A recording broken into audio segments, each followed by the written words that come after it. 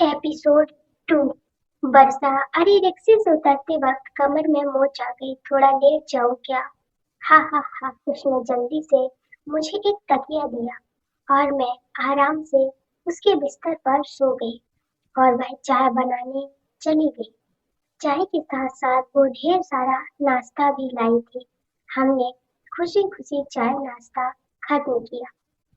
जल्द ही हम कई विषय पर खुलकर बात करने लगे। बात करते करते मैंने उसकी शादी की बात उठा दी। शादी की बात करते ही वह थोड़ा डर गई। मैंने उससे पूछा, क्या तुम लव मैरिज करोगे या अरेंज मैरिज? इस सवाल पर वह बौखला गई। देखूंगी क्या करना है, उसने जवाब दिया। तुम जैसी स्मार्ट दिखने वाली लड़की के कई दोस्त होंगे, जरूर किसी से अफेयर होगा। बोला ना, कौन है वह भाग्यशाली व्यक्ति? जब वह कैसे कहेगी कि उसका अफेयर मेरे पति से चल रहा है? तो मैंने उसे मुद्दे पर कुछ और समय निकाल कर उसे प्रताड़ित किया। मुझे बहुत मजा आ रहा था। तभी मेरे मोबाइल फोन पर दो कॉल आए। एक मेरी सास का और दूसरी मेरी बीसी की सहेली का था। मैंने उन दोनों से कहा कि मैं अब वर्षा के घर आई हूँ। मुश्किल से आधा घंटा बीता था। तभी मेरे सास, मेरी ननद मीनाक्षी, उनके दोनों बच्चे और सिर्फ सभी वर्षा के घर में दाखिल हुए। बच्चे सीधे टीवी की ओर बैठे और वह कार्टून चैनल लगाकर देखने लगे। सास और मीनाक्षी सोफे पर बैठकर मेरी कमर की मोच के बारे में बातचीत करने लगी। मम्मी जी, आप मेरी बहुत परवाह करती हो। तुम एक नंबर की लापरवाह लड़की हो। हजार बार बोला है कि वजन कम करने का प्रयास कर, नियंत्रण रखें। इसीलिए वजन से कमर में मोच तो आएगी ही ना। पर तुम्हें तो किसी की सुननी ही नहीं है। सास का ऐसा रूप अवतार को देखकर वर्षा डर गई थी। भाभी की आंखें तब खुलेंगी जब समर्थ भैया एक खूबसूरत तितली के पीछे पीछे चलेगी। मीनाक्षी ने कहा। इस बार सास भड़क उठी। तुम्हारे भैया के पैर तोड़ दूंगी और उस तितली के पैर भी, समझी? मेरी सास ने मीनाक्षी को जवाब दिया। अरे माँ, मैं तो मजाक कर रही थी, क्या तुम नाराज हो गई? फिर मूर्खों जैसी बात क्यों कर रही हो? वर्षा अपनी उंगली या एक दूसरे में उलझाकर जमीन की तरफ नजर झुकाए खड़ी थी। मेरी सास की तरफ उसकी देखने की हिम्मत नहीं हुई। सास मुझे और मीनाक्षी को कहने लगी कि आज की लड़कियों में ना तो समझ है और ना ही सब्र। अपनी गृहस्थी की देखभाल करने की अकल भी नहीं होती। फालतू में उनकी उसके लफड़े में पड़ना और प्रेम विवाह करना ठीक है क्या? जिस रास्ते पर आपका काम नहीं है उस रास्ते पर क्यों चलना? बराबर ना वर्षा? हाँ हाँ, वर्षा ने झिझकते हुए कहा। तुम्हारी शादी हो गई क्या? नहीं, तुम कब शादी कर रही हो? जल्दी करूंगी। Very good. तुम्हारे माता पिता कहाँ हैं? मेरे पापा गुजर गए। माँ है, वह आज मेरी मौसी से मिलने गई है। कब आएगी? शाम को आने वाली है। मैं उनसे मिलने आऊंगी। कभी सोनाली, तुम यहाँ ही रुकने वाली हो क्या? कमर की मोच कैसी है अब तुम्हारी? माँ, दर्द तो बढ़ गया, बहुत दर्द हो रहा है। डॉक्टर को बुलाएं क्या? नहीं नहीं, मैंने डरने का नाटक किया। और वहाँ वर्षा, तुम्हारे पास आइडेक्स है क्या? हाँ है ना, लाती हूँ, बोलकर वर्षा जल्दी से अंदर गई। मैंने उसे आइडेक्स लगवाया। मेरी सास वर्षा को जवान लड़कियों ने कैसे बर्ताव करना चाहिए इस पर लेक्चर दे रही थी। मीनाक्षी जानबूझकर छेड़ने के लिए मजबूर कर रही थी। ऐसा माहौल था कि दोनों किसी भी क्षण लड़ने लगेंगे। उस माहौल में वर्षा का तनाव बढ़ गया था। तभी दरवाजे की घंटी बजी। मीनाक्षी ने जाकर दरवाजा खोला। जब वह लौटे तो उसके साथ बीसी समूह के मेरी तीन सहेलियां, सालू, रूपाली, मीनाक्षी थी। यही तीनों बहुत बातूनी हैं।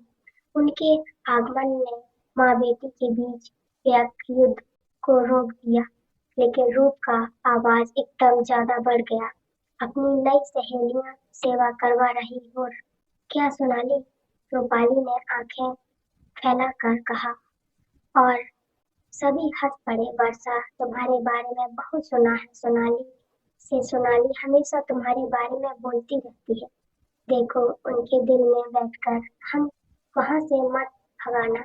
सालू ने वर्षा के कंधे पर हाथ रखते हुए कहा। हम अपने नए दोस्ती की नींव को मजबूत करने के लिए गर्मा गर्म समोसे, जलेबी, ढोकला लेकर आए।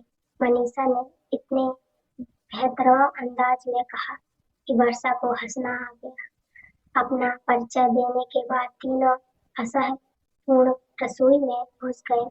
आयोडेस्क को अपनी जगह रखकर हाथ धोकर वर्षा रसोई घर में आई तो उनकी चाय बनकर रेडी थी। लेकिन वर्षा, एक बात सच है कि सब कुछ वर्षा के घर में था और वह अपनी अपनी जगह पर था।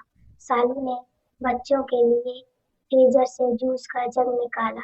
हम सब चाय, समोसा, जलेबी खाकर मजे में गपशप कर रहे थे। वर्षा की प्लेट में ऐसा हंगामा कभी नहीं हुआ होगा। मेरी सहेलियों ने तुरंत वर्षा से दोस्ती कर ली। वर्षा भी उससे बहुत खुलकर बात भी कर रही थी, जैसे वह पुराने परिचित हो। सालू ने शरारत भरे अंदाज में कहा कि सोनाली, वर्षा से दोस्ती करने से तुम्हें जरूर फायदा होगा। मैंने कौतूहलवश पूछा, कौन सा फायदा? अरे, समर के ऑफिस में होने से वर्षा तुम्हें वहाँ की सारी बातें बराबर बताएगी। मतलब अगर तुम्हारे समर का वहाँ किसी से अफेयर हुआ तो यह तुम्हें तुरंत बता देगी।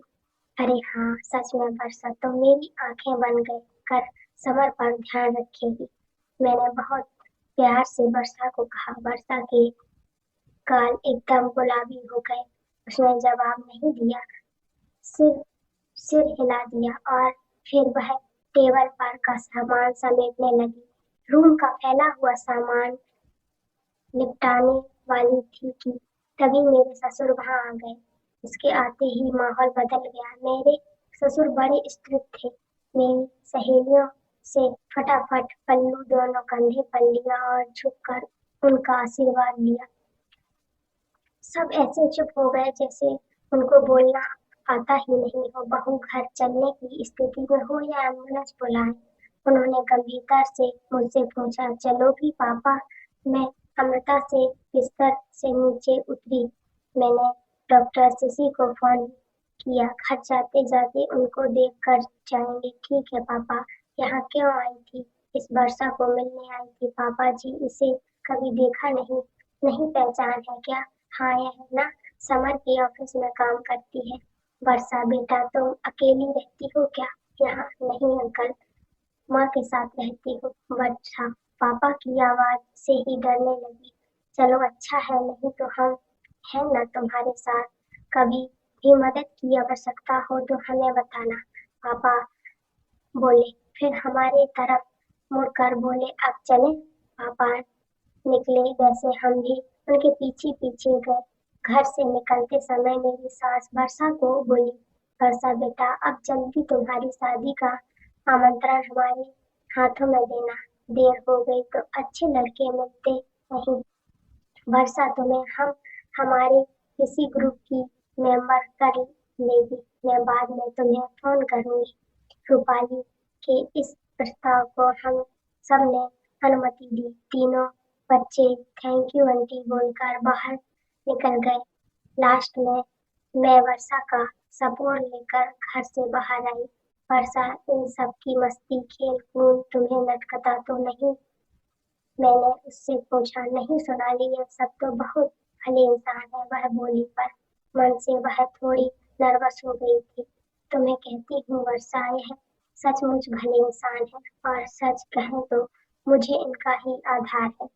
इनकी वजह से खुद को सुरक्षित महसूस हूँ। हमेशा मेरी मदद करते हैं। मेरी गृहस्थी को कोई बुरी नजर से देख भी नहीं सकता, क्योंकि इनसे झगड़ना करना, इनको चैलेंज करना आसान बात नहीं है। ऐसे इंसान नसीब से मिलते हैं। खुद को सुरक्षित महसूस होना यह बहुत बड़ी बात होती है। वर्षा वर्षा ने गर्दन हिलाई। संभल कर जाना, वर्षा ने कहा। हमने प्यार से एक दूसरे को अलविदा किया। सभी गाड़ी में बैठ चुके थे। मेरे अपने मेरी राह देख रहे होंगे। वर्षा का आधार छोड़कर मैं अच्छे से चलकर उनके पास पहुंची। मेरे कमर में मोच आई ही नहीं थी। सब कुछ तय किया मुताबिक प्लान किया था। मैंने दो उंगलियों की फोर प्लास्टर की निशानी करते ही सबके चेहरे पर खुशी आ गई।